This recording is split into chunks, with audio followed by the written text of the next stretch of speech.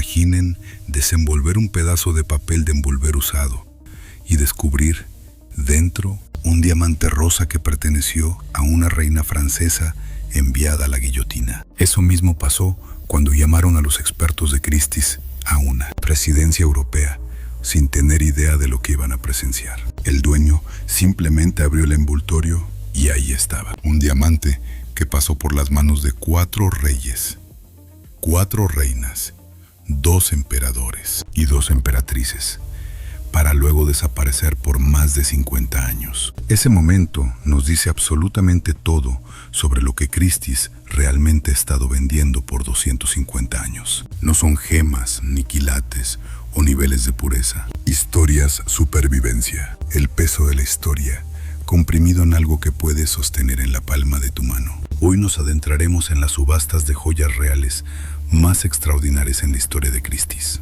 Las piezas que rompieron récords, las mujeres que las lucieron y las travesías casi increíbles de estas joyas para llegar al martillo de subastas, donde todo comenzó, la revolución y la primera venta real. Christie's y las joyas reales se unieron casi de inmediato, justo tras abrir sus puertas la firma. En 1773, apenas 7 años después de que James Christie fundara la casa en Pall Mall, él mismo usó el martillo para la primera venta de joyas de la realeza británica. El motivo fue el deceso de la princesa Augusta de Sajonia-Gotha, madre del rey Jorge III. Esa única venta sentó un precedente que terminaría por definir a Christie's durante los siguientes 2 siglos y medio. Pero lo que ocurrió poco más de 20 años después realmente marcaría el rumbo del futuro. En 1795, Christie's vendió 65 lotes de la colección de Madame du Barry, la última amante oficial del rey Luis XV de Francia. Había sido guillotinada apenas 2 años antes, en pleno periodo del terror. Sus joyas, catalogadas simplemente como pertenecientes a una persona fallecida, recaudaron el equivalente a más de $1 millón actuales. Entre los lotes había 1000 perlas. Piensen en eso por un momento. Una mujer ejecutada por la revolución. Sus perlas vendidas en silencio bajo una sola palabra: fallecida. Era un presagio de lo que venía. Durante los siguientes 2 siglos, revoluciones, exilios y quiebras financieras empujarían una y otra vez los tesoros reales al martillo. Y Christie's siempre estaría allí para recibirlos. La dispersión Romanov, cuando un imperio se vendió al peso. Nada en Christie's igual a aquel 16 de marzo de 1927. Los bolcheviques, desesperados por divisas para financiar su industrialización, abrieron 8 baúles en la armería del Kremlin. Dentro había 773 joyas imperiales, tesoros acumulados durante los reinados de la emperatriz Isabel y Catalina la Grande. Un anticuario inglés llamado Norman Wise compró cerca de 9.6 kilogramos de joyas reales por 50,000 libras, una fracción de su valor. Luego las consignó a Christie's Londres. Entre aquellas piezas destacaba una tiara llamada La Belleza de Rusia, diseñada en 1841 por Karl Bolin para la emperatriz Alexandra. Tenía 928 diamantes y 25 perlas en forma de lágrima. Se vendió por unas 6,000 libras. Y aquí es donde esta historia se vuelve realmente extraordinaria. Esa tiara pasó al 9º duque de Marlborough hacia 1930. Luego, y esto me resulta casi imposible de creer, acabó de alguna manera en la colección de Imelda Marcos en Filipinas. Al huir los Marcos en 1986, las autoridades la confiscaron. Su paradero actual sigue siendo un misterio. 928 diamantes, 25 perlas hecha para una emperatriz rusa, vista por última vez en Manila y esfumada. La subasta de 1927 incluyó una corona nupcial con más de 1,500 diamantes, hoy en el Museo de la Mansión Hillwood en Washington, y la tiara de espigas de trigo incrustada de diamantes, y un leucosáfiro de 32,52 quilates representando al sol. La tiara de espigas desapareció tras la subasta y jamás volvió a verse. Los expertos sospechan que fue desmontada o descansa en alguna colección privada oculta en el mundo. Entre 1927 y finales de los años 30. Los soviéticos vendieron casi 3/4 partes de las joyas imperiales registradas en Christie's y Sotheby's. Muchas fueron desmontadas, sus gemas vendidas por separado y sus monturas fundidas en lingotes. Sigue siendo la mayor dispersión de tesoros reales de la historia. Pero la historia más desgarradora de los Romanov tiene que ver con joyas que nunca se subastaron, pues Alexandra y sus hijas cosieron diamantes y perlas en sus corsés durante su cautiverio, esperando financiar su escape. Durante la ejecución en Ekaterimburgo, en julio de 1918, esas gemas ocultas actuaron como un blindaje improvisado, haciendo rebotar las balas. Luego aquellas joyas fueron arrancadas de sus cuerpos sin vida. Quiero que piensen en eso por un momento. Diamantes cosidos en corsés por jóvenes que solo ansiaban sobrevivir. Eso es lo que cargan estos objetos. Ese es el verdadero peso detrás de cada subasta. El diamante Wittelsbach, un récord superado y una polémica que sigue encendida hoy. Hablemos ahora de un diamante con una de las procedencias más extraordinarias de la gemología. El diamante Wittelsbach, de 35,56 quilates y azul grisáceo. Comenzó su viaje documentado con el rey Felipe IV de España, quien se lo entregó a su hija como dote. Pasó de los emperadores Habsburgo a la corona de Baviera, donde fue engastado en la corona real en 1806. Apareció en Christie's en diciembre de 1931, cuando la casa de Wittelsbach, arruinada por la Gran Depresión, ofreció 13 lotes de joyas reales bávaras. La oferta alcanzó 5.400 libras, pero no cubrió la reserva. El diamante desapareció entonces de la vista pública. Reapareció en 1962, cuando un marchante belga lo redescubrió. Y entonces, el 10 de diciembre de 2008, regresó a Christie's en Londres. Un multimillonario joyero londinense, Lawrence Graf, lo ganó mediante una puja telefónica, frente a dos rivales rusos por $24.300.000.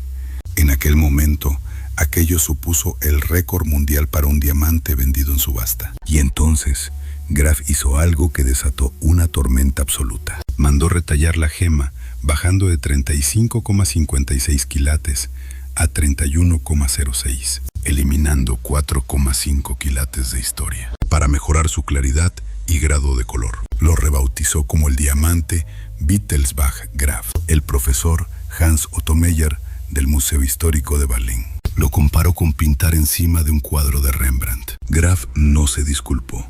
Su respuesta: decidí que crear algo hermoso no es un pecado. Según se dice, más tarde vendió la gema al antiguo emir de Qatar por al menos $80 millones. 4,5 quilates de historia perdidos para siempre. Si aquello fue creación o pura destrucción, os lo dejo a vuestro propio criterio. Tiara Poltimore, de Margarita, un padre destrozado. El 13 y 14 de junio de 2006, Christie's de Londres subastó unos 800 artículos de la colección privada de la princesa Margarita, fallecida en febrero de 2002. Sus hijos subastaron las piezas principalmente para pagar un impuesto de sucesiones de 3 millones de libras. Su padre, Anthony Armstrong Jones, Lord Snowdon, según informaron, estaba desolado. Según reveló un documental posterior, les escribió a sus hijos suplicándoles que cancelaran la subasta, pero no lo hicieron. La estrella de la subasta fue la tiara Poltimore, creada por Garrard en 1870 para la esposa del segundo barón Poltimore. La princesa Margarita la había comprado en subasta en 1959 por 5.500 libras. La lució en su boda con Armstrong Jones el 6 de mayo de 1960. La boda real más glamurosa de toda aquella época, con una estimación de entre 150.000 y 200.000 libras, acabó vendiéndose por la friolera de 926.400 libras, casi 5 veces más de lo estimado a un comprador privado asiático. No ha vuelto a mostrarse públicamente desde entonces. La subasta logró vender absolutamente todo y cada uno de los lotes encontró un comprador. Recaudó un total de $25.100.000, superando los 2 millones de libras estimados al principio. Un broche de abeja victoriano venía acompañado de una nota manuscrita de Margarita. En ella ponía: casi la primera joya que la regalaron a mamá, entregada a mí el 10 de febrero de 1945. Se vendió por $61,824. Un collar Art Deco de 5 hileras de perlas y diamantes, lucido en sus famosos retratos de cumpleaños de Cecil Beaton, alcanzó los $590,312. Pero la estrella indiscutible no fue la mítica tiara. Fue el collar Rivière de diamantes de la Reina María, que alcanzó 993,000 libras. El peso emocional de la subasta y la compleja imagen pública de Margarita, una rebelde llena de glamour y una princesa profundamente solitaria, crearon una atmósfera de intensa nostalgia que disparó los precios mucho más allá de lo imaginado. Una nota manuscrita, un broche de abeja, una tiara usada solo en una boda y luego guardada por décadas. Eso hace la procedencia real. Transforma un simple objeto en pura memoria. La peregrina y las plumas del príncipe de Gales. Diciembre de 2011. Christie's organizó la subasta de joyas más valiosas de la historia. En ese momento, la colección de Elizabeth Taylor, $137,2 millones en 270 lotes. Vendido al 100%. Compradores de 36 países. 2 piezas brillaron sobre el resto con un glorioso pasado real. La perla peregrina posee una continua historia documentada de casi 500 años de antigüedad. Esta perla con forma de pera, de 50,56 quilates, se descubrió en el Golfo de Panamá a mediados del siglo XVI y se entregó al rey Felipe II de España, convirtiéndola en joya de la corona. Aparece en cada inventario real español desde entonces, retratada por Velázquez y lucida por una reina tras otra. Cuando José Bonaparte huyó de España tras su derrota en 1813, se la llevó. Así fue como se ganó su famoso nombre, la peregrina, la viajera. Pasó a manos de Napoleón III y luego al duque de Abercorn, cuya esposa la perdió 2 veces en los escenarios más distinguidos imaginables. Una en un sofá de Windsor y otra en un baile en el Palacio de Buckingham. La joya no paraba de soltarse de su delicada montura. En enero de 1969, Burton la compró por $37,000, pushando de forma anónima por teléfono para sorprender a Taylor. En su suite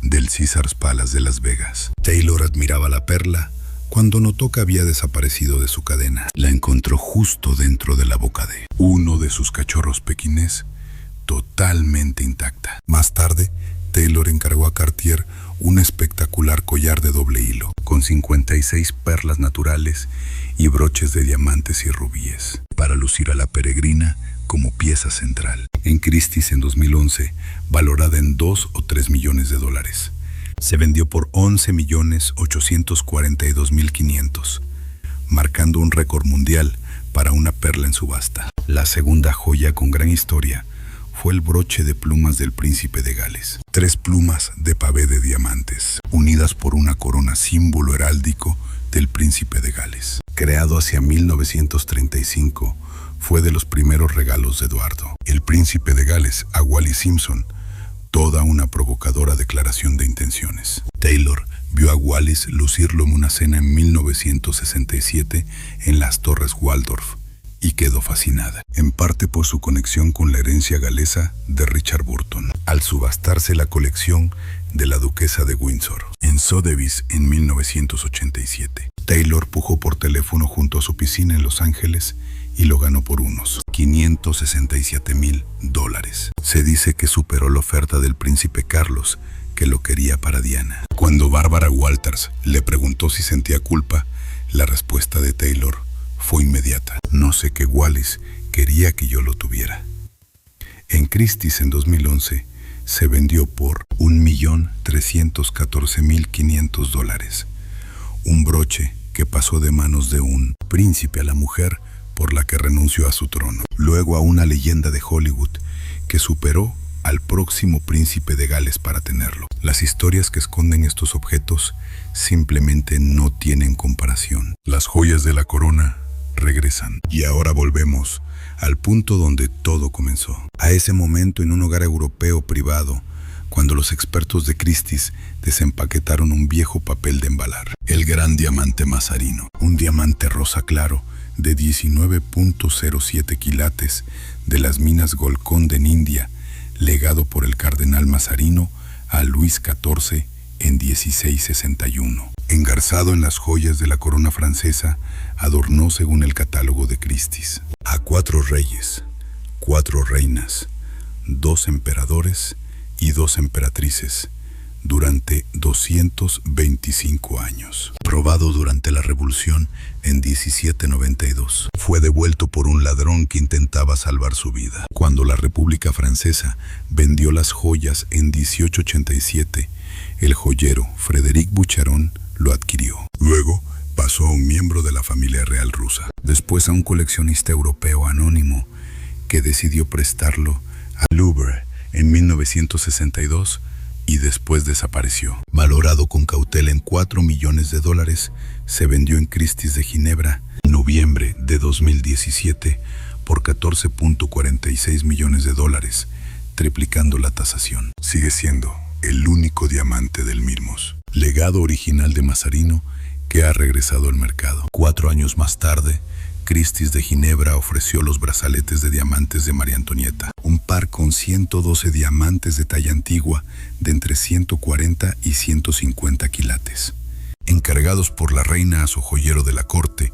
en 1776 por 250,000 libras. Su madre, la emperatriz María Teresa de Austria, la reprendió duramente por semejante extravagancia. Durante la Revolución, María Antonieta las envió ocultas en un cofre de madera al embajador de Austria para protegerlas. Tras su ejecución, estas pasaron a manos de su hija, María Teresa, y luego a través de la dinastía Borbón-Parma por 200 años asombrosamente intactas, sin ser jamás separadas, tasadas entre $2 y $4 millones.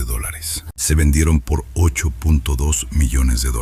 Y luego, el 17 de junio de 2025, Christie's, Nueva York, vendió el diamante rosa María Teresa, un diamante rosa púrpura de 10.38 quilates, que se cree que María Antonieta confió a su peluquero personal en la víspera de su trágica huida hacia Bahrein en 1791. La cadena de custodia oficial comienza con su propia hija, María Teresa. Engarzado en un anillo moderno, se vendió por $13.98 millones, casi el triple de lo estimado. Christie's bautizó el diamante en honor a María Teresa, en lugar de María Antonieta, porque la procedencia real demostrada comienza con la hija. Esa distinción, esa insistencia en la verdad histórica frente a las leyendas románticas, nos dice mucho sobre la razón por la que estas joyas alcanzan precios tan astronómicos. El Fabergé más caro jamás vendido. El 2 de diciembre de 2025,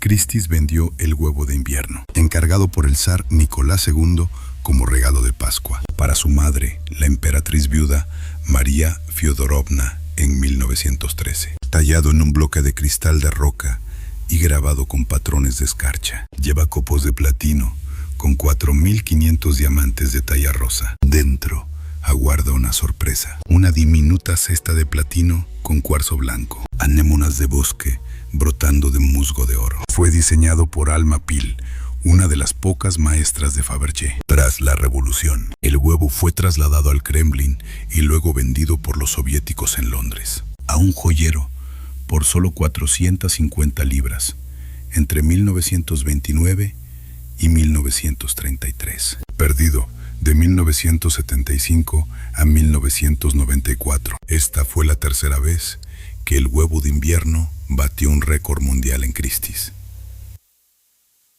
Se vendió por $5,6 millones en 1994, por $9,6 millones en 2002 y el 2 de diciembre 2025, 22,9 millones de libras, $30 millones. El récord mundial en subastas para cualquier obra de Fabergé. Solo 7 huevos imperiales quedan en manos privadas. Este fue el primero en subastarse en más de 23 años, un regalo de un zar para su madre, vendido por revolucionarios por 450 libras, perdido durante casi 2 décadas, y luego 30 millones de dólares. Lo que más me impacta al ver 250 años de subastas de joyas reales en Christie's no es el precio final, es la frecuencia con la que estos objetos desaparecen en bóvedas bancarias, colecciones privadas o incluso filipinas, para reaparecer décadas después con sus historias completamente intactas. El diamante Wittelsbach desapareció durante 31 años. El gran Mazarino se perdió 55. El huevo de invierno faltó 19. La peregrina pasó siglos viajando entre reinas españolas, un exilio napoleónico, un sofá de Windsor y la boca de un cachorro en Las Vegas. Como director de Christie's, Rahul Kadakia ha dicho: sostener algo que perteneció a María Antonieta es sostener un pedazo de historia. Profundamente emotivo. Esa es la única explicación de por qué un origen real documentado multiplica de 3 a 50 veces el valor intrínseco de una joya. No son los quilates, es la historia que se esconde en la piedra. Y ahora quiero escuchar vuestra opinión. ¿Cuál de estas piezas os conmovió más?